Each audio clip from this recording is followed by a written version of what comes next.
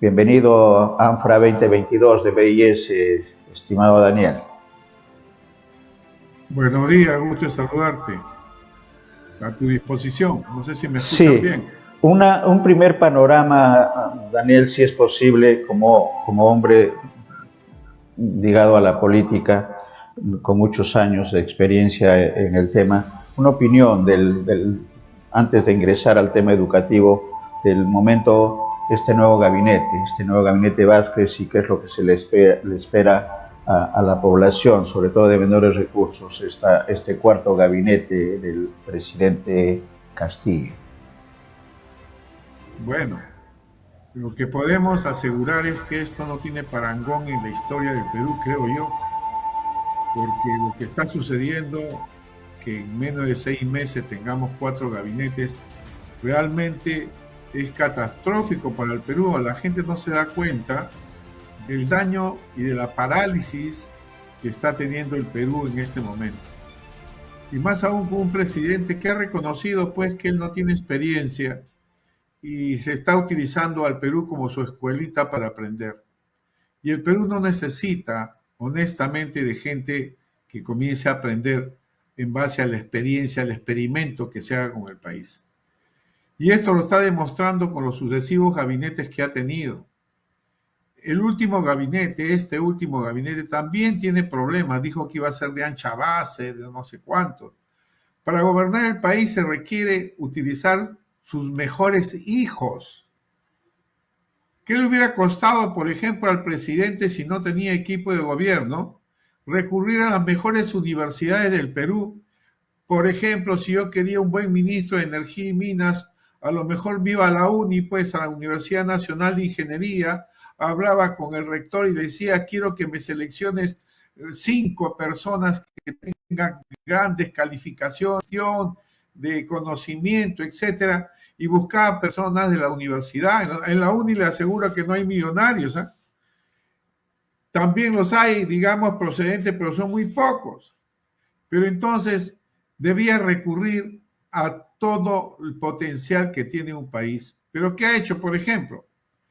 Para mí me llama la atención sobremanera haber sacado al ministro de Salud y poner a una persona que no tiene mayor experiencia en salud, que ha sido el director de salud en la Merced, en una provincia de Junín, y que no tiene la mayor experiencia y más bien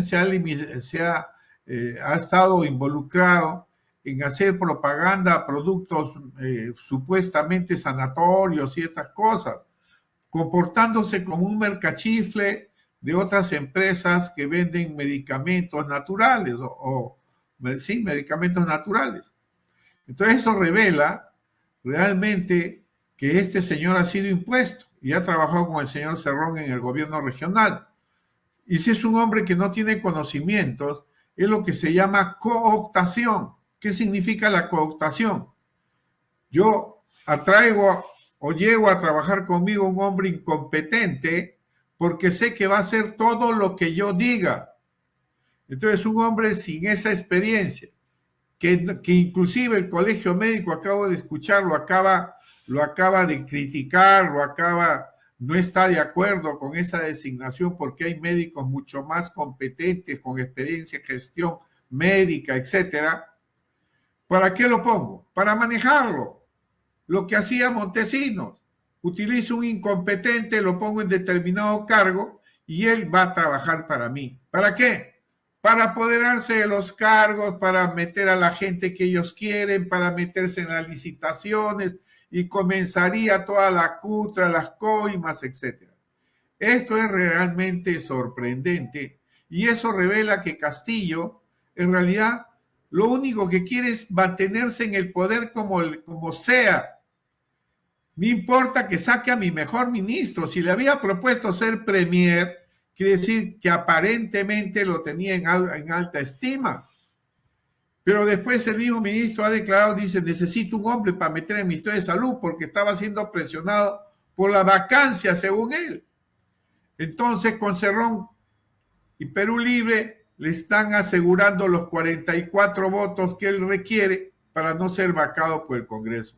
Y así no se puede pensar el país. Él no está pensando en la patria. Él está pensando en su cuestión personal, nada más. Y otros ministros, por ejemplo, el de Energía y Minas, que también tiene problemas, teniendo tremendos ingenieros de minas acá en el Perú.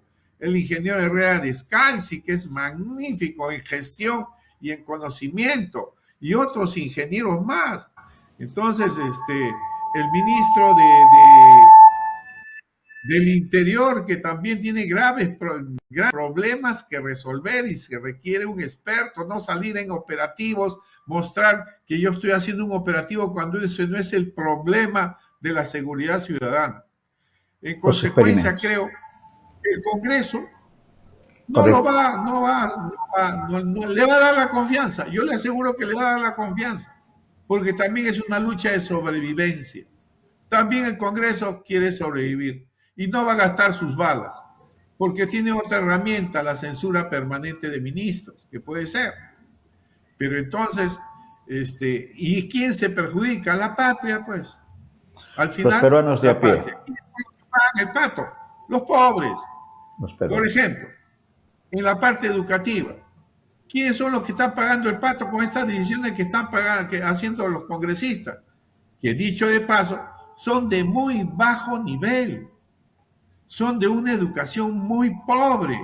Los congresistas actuales son un conjunto de congresistas que en promedio, realmente su promedio es muy bajo. Y aparte su IQ también creo que es bastante bajo. Entonces, o no lo ven o solamente están movidos por intereses crematísticos, por la cuestión del dinero. Porque no encuentro otra explicación. ¿Cómo es posible que quieran bajar la categoría de profesor de máster que ahora tienen las universidades obligadamente de maestría, ahora bajarlas a bachiller? ¿Usted cree que las universidades prestigiadas, como la Católica, la Cayetano, la UNI, van a bajar la categoría? No la van a bajar. ¿A quién va a perjudicar? A la Universidad de Chicha. ¿A quién va a los pobres que van a esas universidades de menor costo?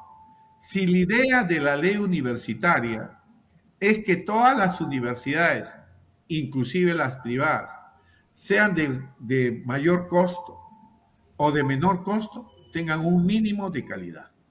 Ese es el objetivo fundamental. Que una universidad que me cobra 500 soles y una universidad que me cobra 4,000, todas deben tener mínimo una calidad mínima, se llama condición básica de calidad. Algunas universidades tendrán más, pero el estudiante no debe ser estafado en ninguna. No sé si me dejo entender. Debemos, y la ley tiene el espíritu de ir caminando hacia una universidad pública de mayor calidad incluso que la mejor privada. Y eso era un plan de 10 años. Y en la ley figuran 12 universidades que deben ser de altísima calidad y que están ubicadas en las regiones y que se debió darlos, pero los rectores son mercantilistas a todas las públicas. La rectora de San Marcos, ¿por qué? Porque ha sido puesta ahí, ha sido un maniquí, un palitroque que le han puesto ahí los mercantilistas. Ascendieron a profesores en San Marcos del grado de bachillerato principal cuando está prohibida por la ley universitaria, para que esta señora salga rectora. Y esta señora Gerí, cuando estábamos haciendo la ley universitaria, fue la principal opositora con el rector Cotillo de San Marcos, y que se atrincheraron en la rectoría para no cumplir con la ley. Entonces, estamos tratando, es una contrarreforma, un grave retroceso que perjudica a los más pobres.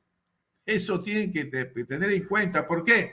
Porque los más ricos van a seguir en la Pacífico, van a seguir en su Católica, en la Cayetano, pagando sus 4.500 soles mensuales, pero el pobre no, pues. Entonces le bajan la calidad ¿a quién? A la universidad donde más los pobres concurren. Y eso es gravísimo y aparte retrasa. Yo estoy seguro que los comunicados que han sacado las universidades, que creen el licenciamiento, esas no van a cambiar por más que estos cambien. Ellos van a seguir mejorándose. ¿Quiénes se van a perjudicar? Estas universidades chicha que yo le llamo, ¿no? No sé si eso satisface tu inquietud. Sí, Daniel, en ese escenario, un comentario con respecto a la SUNEDU, que está en el ojo de la tormenta también con respecto a las decisiones del Congreso de la República. No solamente en la composición, que ya lo dijo el jefe de la SUNEDU, el señor Segarra, que van a reclamar, van a cuestionar y está pidiendo que se observe la ley al Ejecutivo en primera votación. Pero todo indica que se va a modificar la conformación del Consejo Directivo de SUNEDU. Pero además de eso, para el comentario, Daniel, digamos, esta actitud del Congreso de la República de la contrarreforma universitaria está siendo rechazada. Y eso es lo bueno en el escenario universitario, no solamente por los gremios de estudiantes, sino también por rectores. Tenemos la información que la UNI, San Agustín de Arequipa, la Toribio Rodríguez de Mendoza y la Amazónica de Madre de Dios, entre los más importantes centros universitarios, han manifestado también su rechazo a lo que está pretendiendo hacerse en el Congreso de la República. El comentario, Daniel. Ha salido un pronunciamiento también de 18 universidades públicas y privadas contra esta ley que se pretende sacar en el Congreso. Aparte ha salido un pronunciamiento también de todos los investigadores de San Marcos, oponiéndose al mercantilismo que piensa implantar la rectora de San Marcos. ¿Sabe lo que quiere hacer ¿Sabe por qué es eso en San Marcos? ¿Por qué apoya? San Marcos ha llegado a tener hasta 1.000 millones de presupuesto. 1.000 millones, no lo pueden creer, ¿no es cierto? 1.000 millones, más que la Municipalidad de Lima. Para que tengan una idea. 489 millones del presupuesto fiscal y cerca de 400 millones de recursos directamente recaudados. Es decir, San Marcos tiene 32 empresas. Tiene una empresa inmobiliaria que tiene más de 10.000 millones de activos. En la época que estábamos haciendo la ley, la universidad perdió por mala administración 1.800 millones en activos. ¿Sabe cuánto saca la Universidad de San Marcos por exámenes de admisión? En la época que yo estaba, 120 millones al año, solo por proceso de admisión. ¿Se da cuenta? Si yo a cada alumno le cobro 1.000 soles y se presenta 40.000, y nomás tengo 40 millones, y si hago 3 procesos al año, ya, tengo los 120 millones. Y eso lo maneja como le dé la gana. No quieren ningún control, no quiere que entre Contraloría. Aparte, tiene una academia preuniversitaria en la Avenida Colonial que ya quisiera tener ese edificio, la Universidad del Pacífico. Aparte, maneja centros comerciales, tiene tiendas en el centro de Lima, gran cantidad de edificios que son de ellos. Y tiene 3 fundos que los alquila en el país. Y otras empresas más.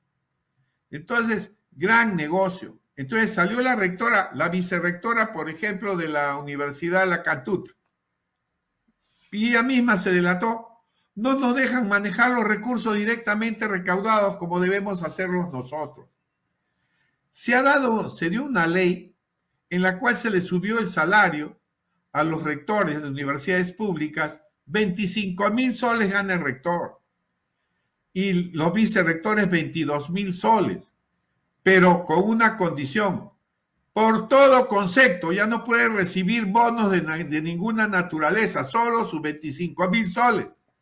¿Sabes cuánto ganaba el rector de la Universidad Pedro Ruiz Gallo Pública de Chiclayo, que no ha licenciado? 400.000 soles mensuales de universidad pública.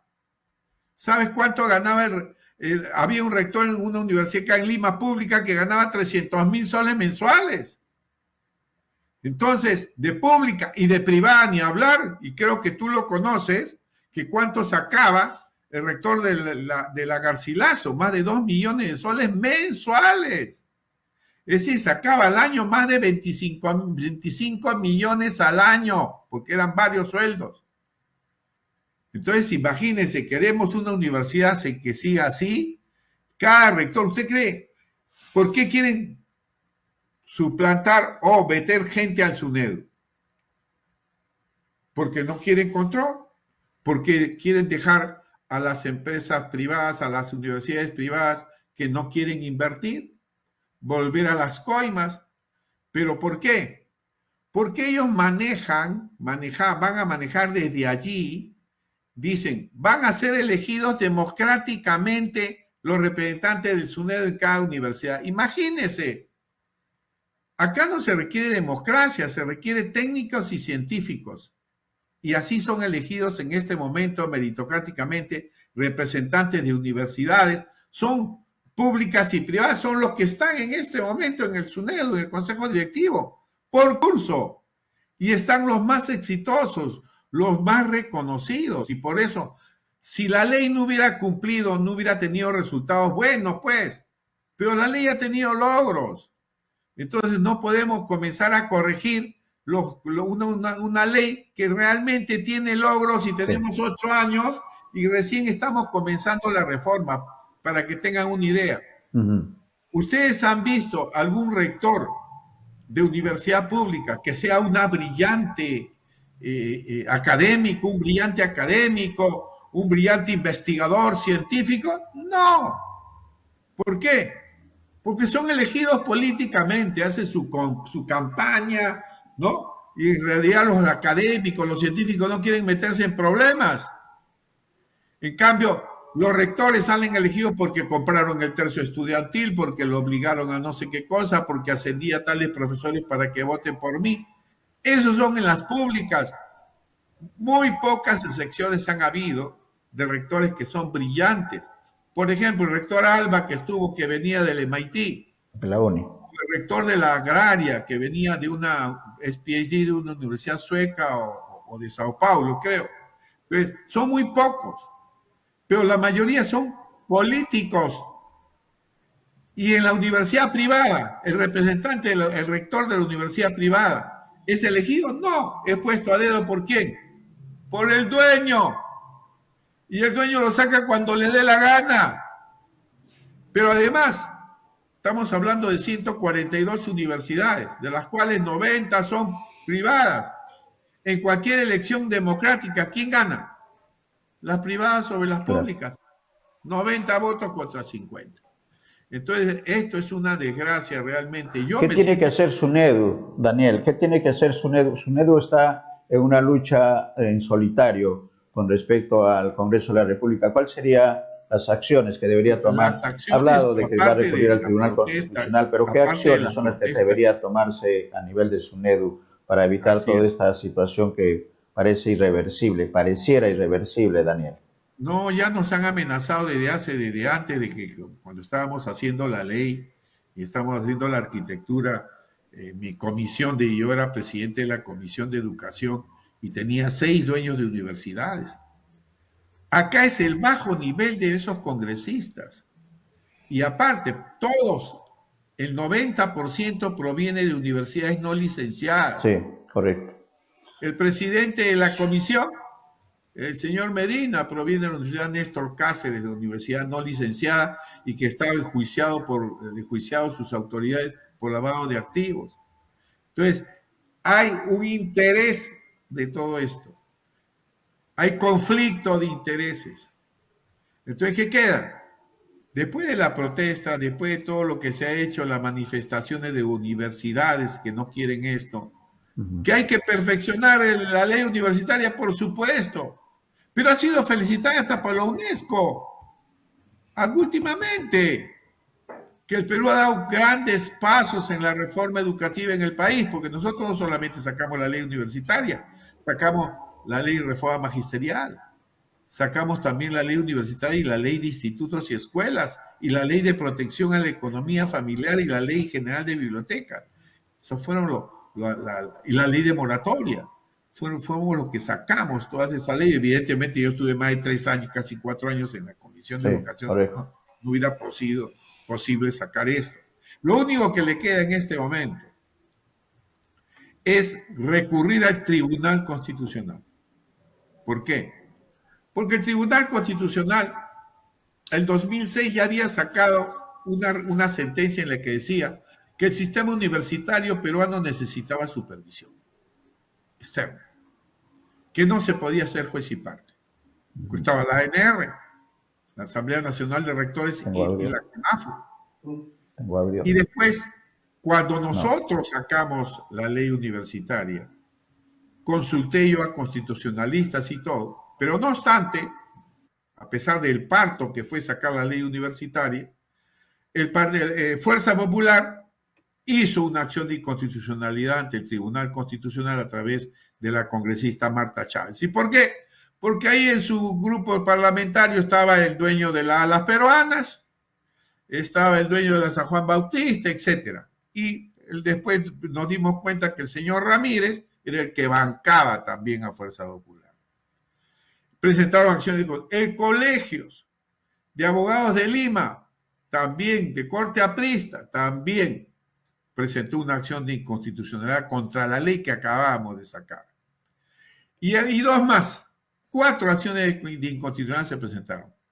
Después de 8 meses, 8, 9 meses, sacó la sentencia del Tribunal Constitucional y dijo, la ley es totalmente constitucional. Todos sus artículos son constitucionales. Ningún artículo viola autonomía alguna. Respeta la autonomía por completo. Así dijo. Y no se puede ser juez y parte. Es decir, los rectores no pueden ellos supervisarse a sí mismos. Entonces, la única alternativa que nos queda en este momento es acudir al Tribunal Constitucional y decir que esa ley es totalmente anticonstitucional. Hay organismos internacionales como la OCDE, hay otros organismos también que se han manifestado a favor de esta ley y la UNESCO ha dicho, la ley tiene tantas cosas positivas que en la región han tomado como modelo. Muchos países de la región están tomando como modelo la ley de reforma universitaria peruana. Entonces, imagínense, ¿cuál es el problema entonces? El Congreso, un Congreso que no conoce, un Congreso de pésima calidad. Es decir, sí, en la comisión hay maestros, sí, pero maestros que han salido de unos institutos rascuachos, de unos institutos que nosotros cerramos, 300 institutos pedagógicos hemos cerrado cuando yo estuve de congresista, porque eran un adefesio. Son gente que no ha pasado por universidad, que no ha pasado por estudios rigurosos, exigentes. Por eso vemos al maestro actual, que no sabe ni siquiera, pues, hablar bien el castellano. Está bien, el quechua y todo lo que quieran, pero en realidad es un profesor mal formado, y no sabe la importancia que tiene la educación en reducir la pobreza. Claro que él, como ha sido formado, nunca va a salir de la pobreza. Ahora sí se va a enriquecer, probablemente. Pero la educación en el Perú es la clave, la calidad de la educación es la clave para salir de la pobreza y para que el Perú crezca y se desarrolle. Correcto, está en cuidados intensivos y el Tribunal Constitucional es una de las, creo, esperanzas de que esto se paralice. Gracias, Daniel. Vamos a estar atentos. Un placer Nosotros estamos haciendo contacto con los rectores de las universidades que se han opuesto a lo que se pretende en el Congreso. En Abriendo Puertas, es un programa que tenemos a partir de las 2:30. Vamos a tener al rector de la Universidad Toribio Rodríguez de Mendoza. Tú sabes que antes que me despida, la Toribio Rodríguez de Mendoza es una universidad que tuvo a un rector cuando salió la ley, fue la primera en ponerse acorde con la ley. Salió el doctor Maicelo, de 40 años, PhD, de una universidad prestigiosa en Estados Unidos, y fue la primera universidad que tú vas mejor que la católica, pública. Sí, correcto. En sus años se comenzó la investigación, se clonaron 2 terneras, han clonado esa universidad, y si vas, está llena de investigadores alemanes, japoneses, de todo tipo, por conocer cómo hace investigación. En los años que estuvo, construyó 300 metros de laboratorios para investigación. Y es una universidad que tiene un presupuesto 10 veces menor al que tiene San Marcos. Así que sí se puede Totalmente. hacer universidad. Muchas Sí, gracias. Un fuerte abrazo. gracias también, gracias Daniel. Sí, lo vamos a tener. El rector actual es el doctor Policarpio Chauca Balqui. Y hemos tenido antes al director, no recuerdo ahorita el Rafael, el director del Instituto de Bioquímica, el genoma, están investigando el genoma de la COVID en la Universidad Toribio Rodríguez de Mendoza. No tengo el nombre, pero le hemos entrevistado ya al director de este instituto dentro de la universidad, que está trabajando muy bien, y ese es el motivo de la entrevista que vamos a tener, Daniel. Vamos a compartir esa entrevista para conocimiento tuyo, de Yo lo bien que está aplaudo trabajando realmente. la Universidad Toribio Rodríguez de Mendoza con la ratificación de esta excelencia universitaria. Y la otra universidad que también estamos haciendo contacto es con la UNSA, la Universidad Nacional de San La Agustín de UNSA Arequipa, también ha que tenido un también progreso es una espectacular. excelente muestra de cómo se está trabajando a nivel universitario dentro del marco de la ley universitaria actual en beneficio de quienes, los estudiantes, que al final mejores profesionales va a significar mejoras para el país. Gracias, Daniel. Gracias. Son dos Gracias. Un universidades y abrazo. con la UNI estamos también tratando de hacer el contacto para conocer la opinión de estas universidades exitosas, universidades nacionales exitosas, que Sí, significa que sí es son posible. mejores que cualquier privada. Totalmente, Así. totalmente. Y estamos en comunicación, Daniel, porque creo que se puede recuperar a la educación pública universitaria en nuestro país. Un abrazo y Un abrazo. gracias Gusto en saludarte. nombre de nuestros televidentes. Ha estado Gracias. con nosotros el señor Daniel Mora Ceballos, especialista en temas educativos, autor de la ley universitaria vigente y con mucha razón eufórico en la defensa de los linderos de la universidad pública principalmente, pero de la universidad peruana en general, por que se mantenga la excelencia de la educación superior en nuestro país.